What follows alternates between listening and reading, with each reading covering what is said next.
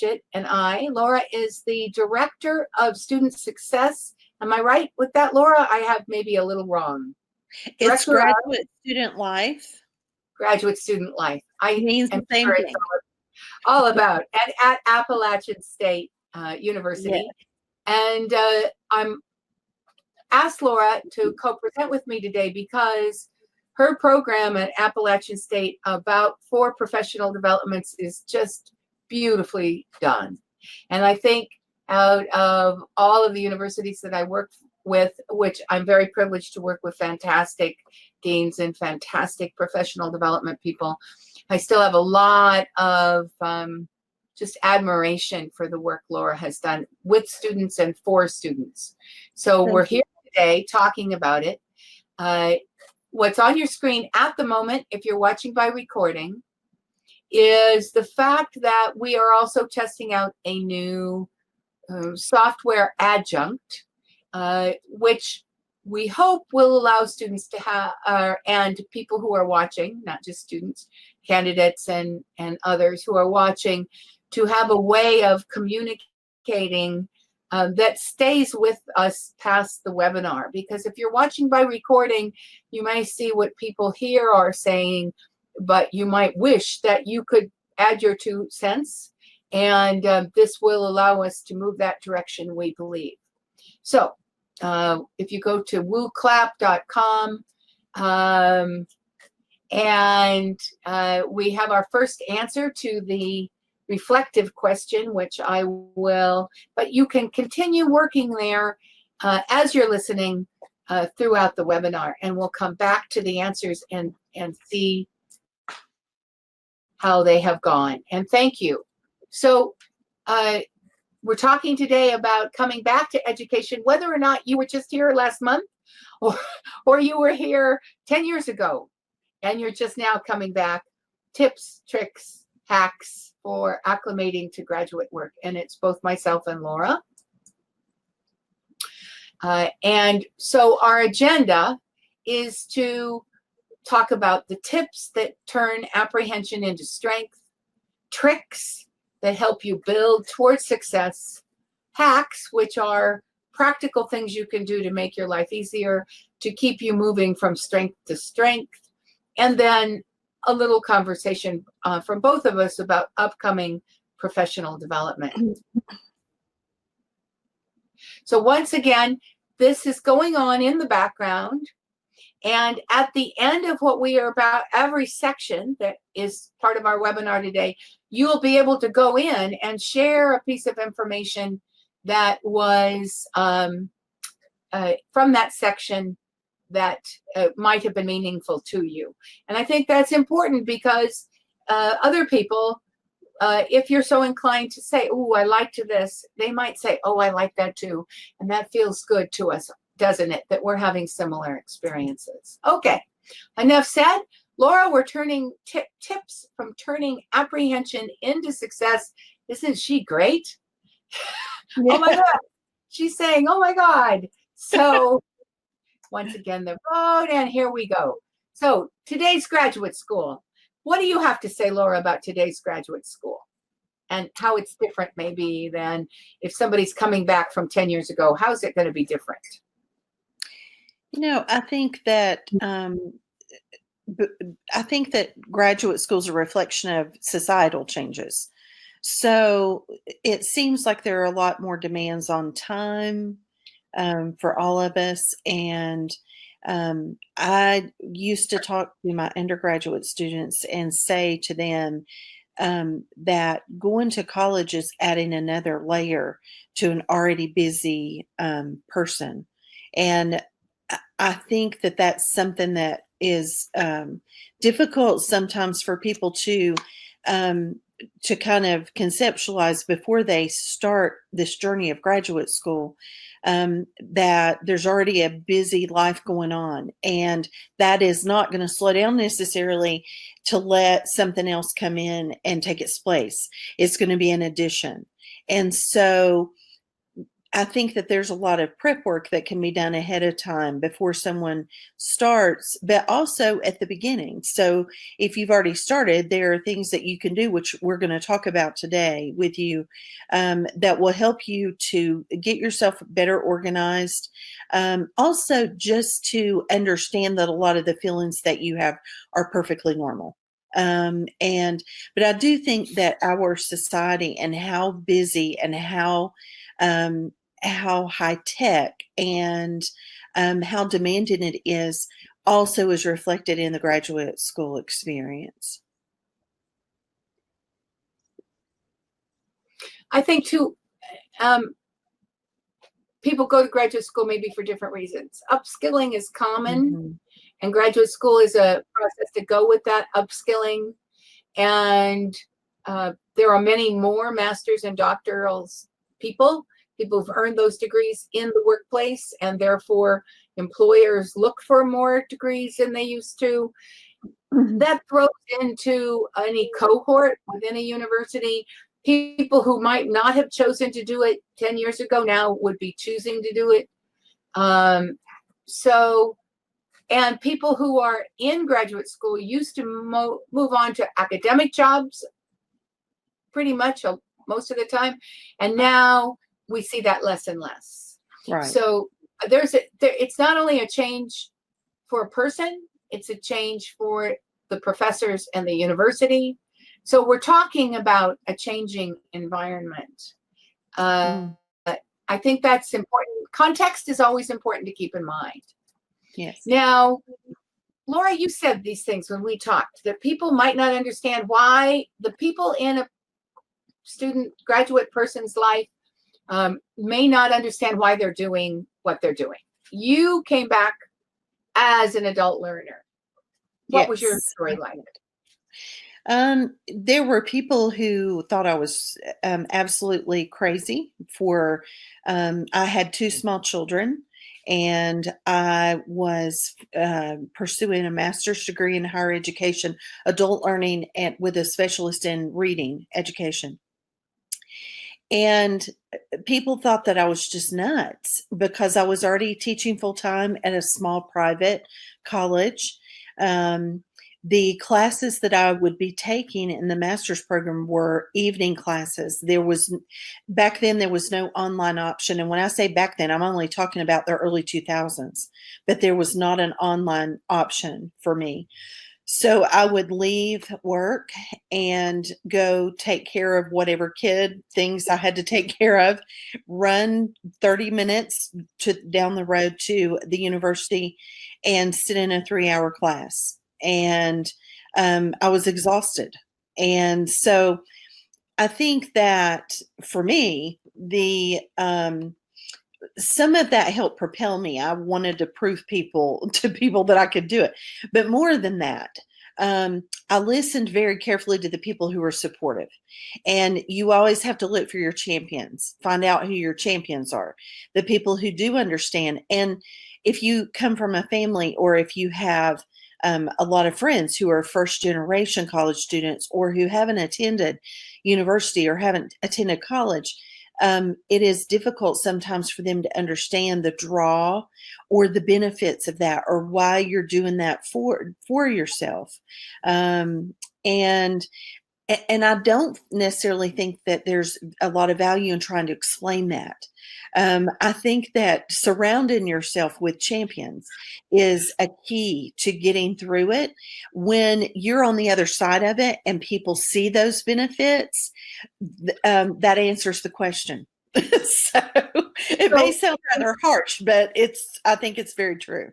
Oh, I think it's a good point. It's very hard to explain to people when you're being driven to do something that they don't have anything about. Adrian mentions that grad school is as much about intelligence as it is about diligence, determination, persistence, and resilience. Yeah. So you mentioned all of those things. So for you, what was going on for you is, if I can look at the things we talked about, people didn't understand why you were doing it. You didn't feel like you belonged. You felt overwhelmed. Mm-hmm. You wondered if you had made a mistake as you went through it. Many times. And did you also feel like that you might be an imposter, that they might catch on if that you Oh, actually yeah, belong there. So absolutely. you might speak to that. Yeah, I think, there was, I think all of those things are very true. And um, I, I guess my way of overcoming that was to push forward. I believe that my mantra is probably always about forward movement. Um, and so I don't spend a lot of time thinking back. I'm always thinking about the opportunities that are ahead. And so I think that helped me tremendously to stay focused. But I also think that um, I kept my sights on what I wanted to accomplish beyond the master's degree.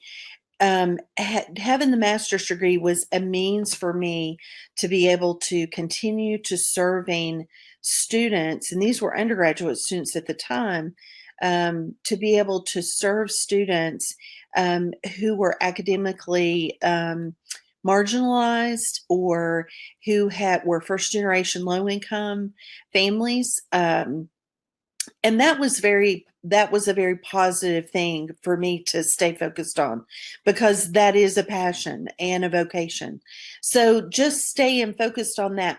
But I did feel like at many times that I had made a mistake by going back to school. I felt like an imposter. I felt like people were going to figure me out. Um, I felt like that people thought that I was, again, just nuts for doing it. Um, and I didn't dare talk about how tired I was, how much I had to do. I felt like if I did that, that I was going to get this backlash of, well, you kind of deserve it because you added this to your plate.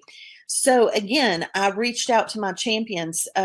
There were faculty that had taught me at the school where I was teaching, because that was an alma mater for me. I went to them and spent a lot of time talking to them about my feelings, and they were super helpful. My husband was very helpful. My kids understood, even as small as they were. They thought it was cool that mom was back in school. So I think it's just a matter of, sometimes you almost have to block out the negativity and remove yourself from the context of that, and really focus on what's positive. Okay, so tips is about halfway through the first semester, things do seem to get easier. You get your Absolutely. feet. Yeah. And that's the truth, whether or not some of the people here have been around a while. They're not coming back to, like, after a long distance, they're coming back after a short one. But Mhm. if you go into a semester and you have apprehension about anything, just kind of keep your eye on that, keep Yeah. working on that. And about halfway through the first semester, things begin to ease out. Yeah. In general, what the research has shown us is that students who reach out and build diverse communities, underscore diverse, and networks have stronger uphill curve. And the reason that happens is because you have more people. Laura's been talking about finding your champions. Well, you have more champions who have a different way of looking at the world, Yes. and that different way of looking can broaden your own spectrum and your own thoughts, and you can move faster. So really look for building friendships outside of those you might naturally feel comfortable with. Yes. As soon as you are uncomfortable, look at that, take that seriously. Don't ignore it. Don't squish it to the bottom and think it'll go away, but look at it seriously, and do an outreach for professional development or an outreach for support of whatever kind. Look serious. And I'll just put in a plug that coming up real quickly, we're going to be talking about individual development plans, and you can sign on to any Doctoral Net site and look for your individual professional development plan. It's a SWOT analysis, and it's a tool to help you do just that. And then don't ever forget your librarians. Librarians are the most unused, excellent resource on any college campus. They know much more about a wider range of topics than anybody gives them credit for. So when in doubt, ask your librarian. And so with this, which is the end of our first section, if anyone feels like typing in a question or an outcome of whether that section was useful, let us know, and we will continue on. Second section, tricks. So to building success, and Laura's mentioned a few. Again, there's the place to vote. Trick number 1, do not reinvent the wheel. Laura, I'll pass it to you. Yeah, I see people doing this a lot, and throughout their college experience, and it's not even trying to reinvent the wheel as much as just trying to invent a wheel. And there's no need for either of those. It is so beneficial to remember that probably most things that you want to accomplish have been accomplished by someone. And so it's not that you want to go in and take that from someone else, but that you want to look at what someone has already developed or built and look at it as an opportunity for you to master your or conquer your own goal. And so I think that one of the things Alana and I talked about when we were putting this together is search for those things, templates and things online. There's such a world of helps out there with the internet. And also talking to people from programs that you may be in that can help to steer you in the right direction for those resources and those helps. But definitely don't spend your time trying to invent something that has already been invented. That just seems like a time waster. And so you can put your own spin on things, but first looking at what someone else has already developed and that they have already kind of paved a road that you can drive on. That's how I tend to look at things. And Adrian says apprehension is feeling responsible with inaction, where motivation is feeling responsible and eager to act on it. So we know everybody who's one of the 100 people who signed up for this is eager to act on it. Yes. So hardcore things, asking people, how did they see the situation? How did they work through it? Did it work? What would they recommend from their hindsight? A lot of times somebody might have made it through, but would tell you to do it slightly differently than they did when they think about it later. Right. I like this, where will you be in 2 to 4 years, keeping that in mind. When doctoral net professional development gets really hard, that has been the thing that has kept us moving forward, is me being focused on what's it going to be like next year and the year after? How can we keep plugging away? And then I think this came from an international conference, to be aware of the tensions due to our personal context. So not everyone in that class is a mother or a daughter who has an aging mother, or whatever your personal content, or from a different country. Just learning to figure out the country you're in, let alone the topic that's your class, let alone the thesis topic that you're pursuing. So just be aware that they have different contexts. And with that, I love this picture. So what picture, she's running like she's breaking through the end of a race, but I'm going to use the picture differently. The left-hand side is the person who has started at the wall and has run forward until such a point that the contextual things are beginning to hold her back. She's having to run harder. So your context of needing to take care of the kids when you were in school, Laura, or those people who have the other context I've mentioned, after a while, that context tries to hold you back because you just have so many things you have to work through. That's when you need to have wrapped around you the future context. So that's where your networks, your diverse learning situations, the positive people in your graduate offices, the librarians, that's when those people really will begin to pull you forward and help you break through the homeostasis. Right. It's hard. We're not saying it's hard. Personal tricks, my favorites. Don't give in to perfectionism. If you think you have to be perfect, you're only making yourself unhappy, because it won't happen. Just keep saying, sorry, I goofed, and moving on. Don't overwork. Overwork for a short period of time is okay, but make sure you get sleep. Make sure you get good food. Make sure you are taking care of yourself. Once you finish the paper, the whatever, did you celebrate it? Did you include your friends that, hey, I've got a celebration tonight. I just did something cool. Let's go out, work on that. Don't procrastinate. Set a schedule and keep to it. Don't think, oh, I can just read this next chapter in the book, if in fact you can't, and that's going to keep you up until 4 o'clock in the morning. Reward yourself. I said that. Stay healthy. You can't do anything if your health is up and down. So manage that.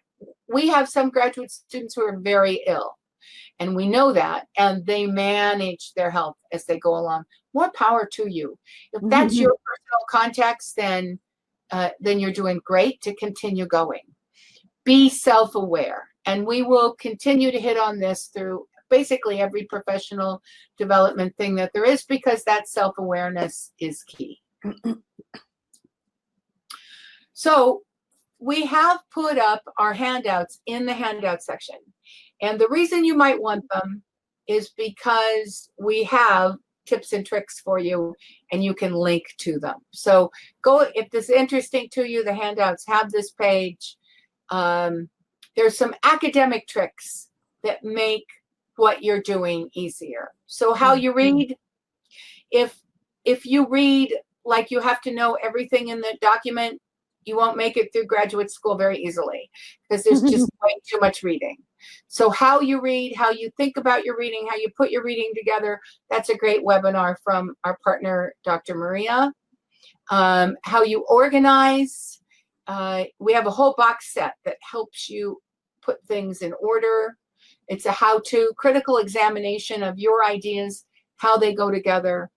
Unpinning bias is how, if we only think the way we thought when we started the new journey, we will not successfully make it through the full journey.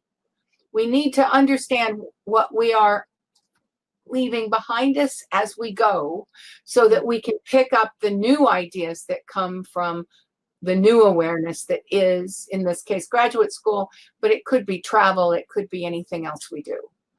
So knowing what bias is, knowing that you have them, knowing how they show up in your life, very important for all of us. And then if, no matter whether you're going to do a research project or not, depending on where you are in this master's, PhD soup, you should know the steps of research and the steps of building an argument, because they come in handy.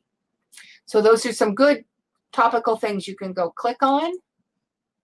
Once again, if there's any piece of information here that you want to call out to others as being important, wooclap.com/gradwork, and other people will be able to see them and see if they agree. So, Laura, now we're talking about the tricks, the actual things, the hacks, we call them, to keep moving from strength. And how do we make things take less time? Well, I want to respond to what Adrienne chatted. What are some of the available wheels that we would not want to reinvent ourselves? And things like dissertation, scoring criteria. That's a great example. There are tons of examples of wheels that we don't want to recreate. And again, looking for templates. I'll give you a concrete example. I like to try to put things in the context of something real. So one of the things that I've been doing lately is looking over resumes and CVs for several graduate students. And I had a graduate student recently who came to me who had written down everything to go into one of those documents, but had not had not put that into some type of a template. And the reason was because she was overwhelmed. She had gone online and looked at templates for resume building for a particular area of expertise. And I won't mention what that was. And she was overwhelmed.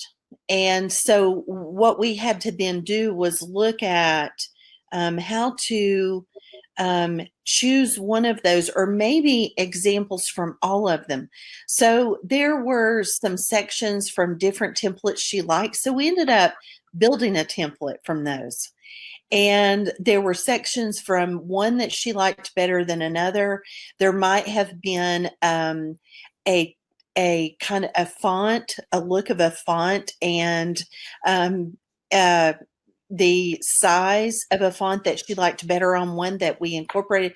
So that's what I mean when I say don't reinvent or invent a wheel. Go find those things. They're out there and available. Tons of examples that are so helpful. And even when I was teaching, you brought up scoring criteria. I always used rubrics, and I would get those oftentimes by looking at colleagues online. And then I also, I'm going to turn it back to Alana for just a minute. I've got to step away from the computer, and Okay. I'll be right back to continue. Okay, good. We all have our backgrounds. Greg mentions, from an engineering perspective, accepting iterative improvement is something that he's had to come in terms with. I really believe that iterative improvement is the new perfectionism, because in a world where things change so rapidly, especially one driven by technology, because certainly all of you have noticed by now that no website is ever perfect. If we hold it to the same standard that we held things to, or to the extent we hold it to the same standard that we held things to when we took 2 years to publish, because the copy editors worked on it 3 times before it even went out in book form, we're always going to be slightly irritated by the commas and the apostrophes and other things that aren't there. So it is just our world. We do the very best we can. We hold ourselves to a high standard, but we don't let it kill our solar plexus when somebody catches something that wasn't quite right. But specifically looking at time, the model or template, perfect. And most of you have a pd.education site from your university. If you were to search on the word hacks or checklists, you would find that there's a bunch of different kinds of things that we've put up over time that students have found helpful. My favorite new one, though, because I'm writing another book, and I have recently really come to appreciate Microsoft Word's, the new 365 Microsoft Word has a dictation button, and it will read to me what I have written. And I have always said, and I've always believed, that if I could just read it all out loud, I would hear more, but it's even better when it reads it to me. And I get that this sentence wasn't quite what I wanted it to be. That this paragraph would just use some help if this long sentence became 2 short ones, and you just hear it, because that's the world we live in more than the world that we live in with words on paper. So takes less time. Also, it's more interesting, I think, to revise listening using this new word thing from Microsoft Word. And I will be doing a series of short snippet videos this fall about using Microsoft Word, because it's really become quite a powerful tool recently. We have in the past done a lot of work with using spreadsheets to organize your ideas. The link is in your handouts, and it's given to you there. There's both a video and a link to the document. Adrian mentions another one, which I will copy, which is copied and pasted. Let me see if I can read it out to the people who are watching by recording. Speaking of helpful resources, I thought I'd share this document that sets up to systematically map out one's dissertation in preparation for Viva. and it's restdev.brunel.ac.uk. And then it's a private file, but that is probably the student's basic website. And if you can see it on your screen, if you're watching by recording, you should be able to stop and copy it out. Just trying to think if there's a way. Adrian, is there a way that could be somewhere we could give it to everybody on a semi-permanent way? We'll think about that, because a very good link. Thank you. Okay, let's see. What else? Time. This is your big one, Laura, using an organizer. Yes. And I'm sorry for having to step away. I just moved this weekend and I thought I heard someone at my door, and I'm waiting for people to come and fix things and do things. So I'm not expecting anyone right now, but I thought maybe someone had came early. Yes, in terms of an organizer, both one of the most helpful things and most difficult things for me to do is to use an organizer, because using some organization system means you have to dedicate time to it. And so as it saves you time, it also takes time. It doesn't help you if you don't spend time with your organization system, whether it's a calendar or a planner, or if it's an electronic calendar. So I have found for me, some pretty simple ways that I deal with a list of things I have to do every day or over a period of time. I love to see things marked out that I've accomplished. So I still keep a paper planner and I mark through things, and I love to see those things go away when I've accomplished them. I think you can do the same thing electronically. There's some planners and calendars that will actually allow you to strike through the text of your to-do item. That's just very satisfying to me personally. So I think it's a personal preference. Whatever makes you feel like you are staying on track, use something that helps you and do it from the very, very beginning. I've tried to come into semesters before where I did not have things laid out for the semester. What I find is I get very frustrated because I'm constantly feeling behind. And I imagine if I could see your hands right now and say, raise your hand if you've ever felt that way, there would probably be, a good percentage of you who have felt like if you start a task and you haven't laid out that organization, that you're constantly looking back at tasks that you haven't accomplished yet.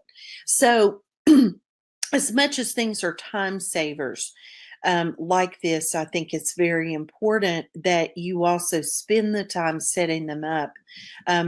My daughter, who is a graduate student at the university where I work, is masterful at this. I wish she was here and I could show you her planner. She's also an elementary school teacher or middle school teacher. And she feels like that she really struggles with having to if she doesn't spend the time on her organization, she feels very much like she stays behind. I hear this from her a lot. So I think that's okay. There we go. We're back. Laura is back.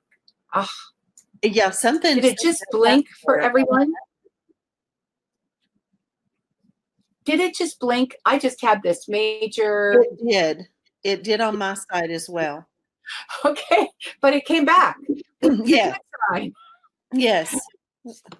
I think it's two videos showing. We don't usually show our videos, and it has some complications, but we're back. Right. Last thing I heard was that you have to choose a system that works for you. You have to like your system. Yes, I think you have to be committed to something. And if it's, and it doesn't need to match everyone else's or be something that someone suggested to you. I think that you kind of develop your own way of doing things. Some days I come into my office and I take out a pad of Post-it notes and I write one thing per Post-it note, put them all over my desk because I can't stand for my desk to be messy. And so as I get them accomplished, I can throw them away. and then my desk clears up. It's how I psych myself out to be able to get things accomplished by having something there that reminds me that I also want to go away. And so it's just little things like that. And I think just be creative, and also take work with you everywhere that you go. And I'm not talking about fun places necessarily, because you need your breaks and to do your self-care. But I just did this the other day. I had to have an oil change in my car, and I took work with me, and I accomplished probably more in that hour than I had the entire rest of the 7 hours in my day, my work day. So I think making good use of what I call in between time can really add up over the course of a week, and save you from having to do things when it should be family time or you time. So I want to add on to what you said about your own system. I have a board that is the bigger must need get done during the week things. And then I have Kanban flow, which gives me the satisfaction of moving things along from here to here to here. Right. But I think it's important that we focus on what not just the little tasks. Sometimes the little tasks come in, like I don't do my email until late in the afternoon, because email can suck time, getting a lot of little things done that really don't move the bigger chunks of work ahead. And at the end of the day, if I miss somebody's email for 24 hours, I can apologize. But at the end of the week, I can't. If I haven't moved the bigger chunks forward, then I'm really in a world of hurt. So we refer a lot to the 7 Habits of Highly Successful People. And one of the things he refers to, and that you'll find on the wellness sections of your pd.education sites, is a 4x4. And you want to keep a focus on the big things that will move you ahead, as well as I have to get done. So that has worked for me. And as Laura said, it's something I mentioned in the slide. Be aware of our circadian rhythms. I can get up earlier and get work done. And I'm also pretty good after 6 o'clock at night. At 2 to 4 o'clock in the afternoon, don't expect me to be super smart, because that's not my smart time. Right. Yes, absolutely. So those are the things that go on. Steering towards long-time success. Now, this slide focuses on work that you will find in the box sets on the cognitive and attitudinal things. But most people are in graduate school.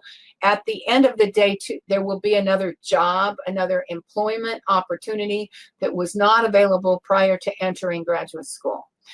Thinking in that term, in the very practical, what do I have to put in place besides just taking the classes or doing the work to get the degree?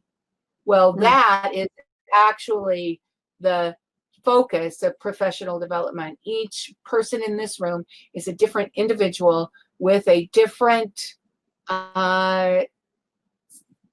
series of what you are good at and what your weaknesses are. So once again, I'm going to say, go to the site, look up your individual development plans, do your SWOT analysis. That's one thing. Another thing is those 5 cognitive skills: complex problem solving, critical thinking, creativity, judgment and decision making, cognitive flexibility. We learn those, we work on those as we go along, but it's good to get a sense of what they encompass.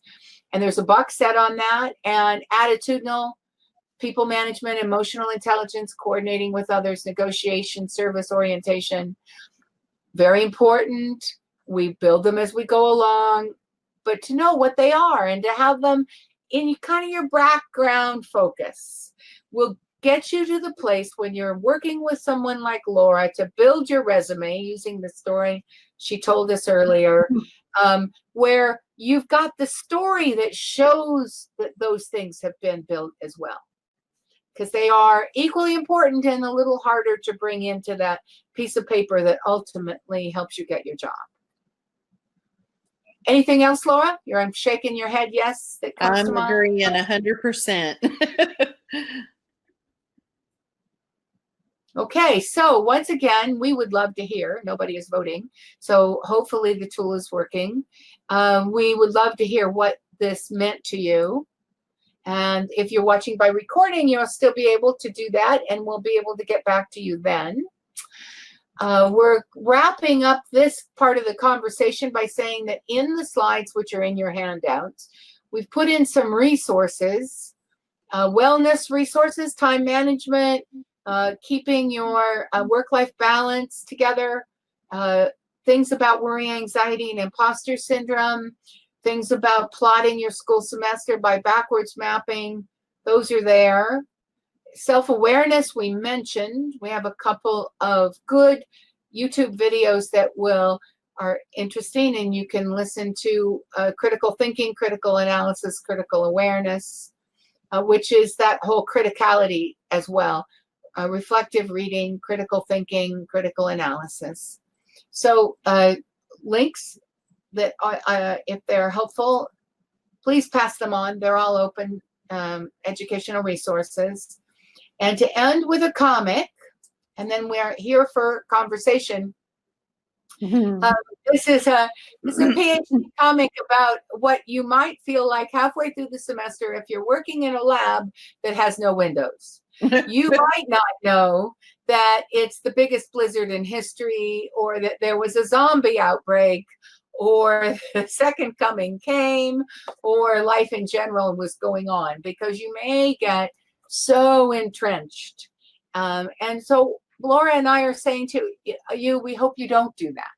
We hope you always make sure that you go outside and walk around the building a couple of times so that these things don't catch you unawares.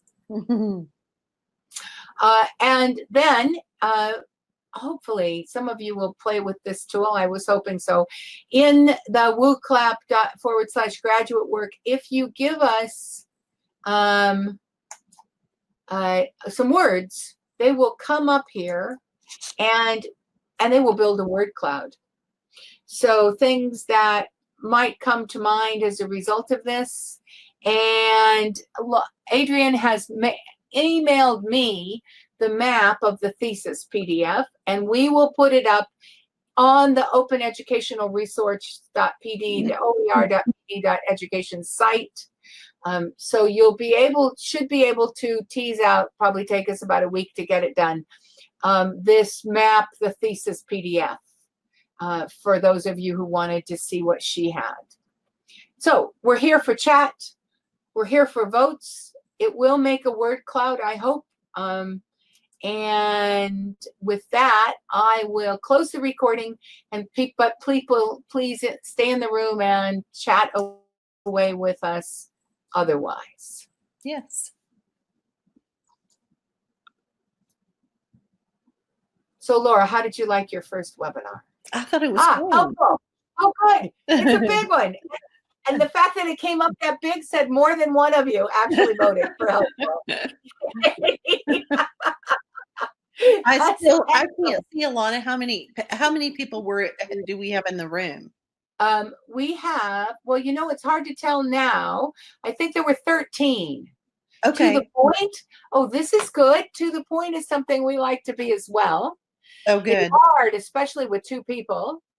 Yes. To keep the points going as well. So organized. And people who are watching by recording, you too can vote still. So we'll see this live cloud change. Anybody else have some, as I'm madly trying to figure out how to turn off the recording? Doing webcams. For those who have watched by recording, if you're still here, thank you very much for coming. We play to an audience that is probably 10% in the room and 90% that come at other times. So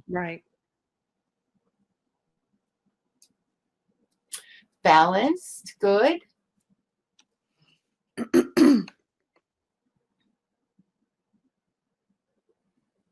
Would you do it again, Laura? Oh, absolutely. Yeah? I'd love to. Yes. Very good.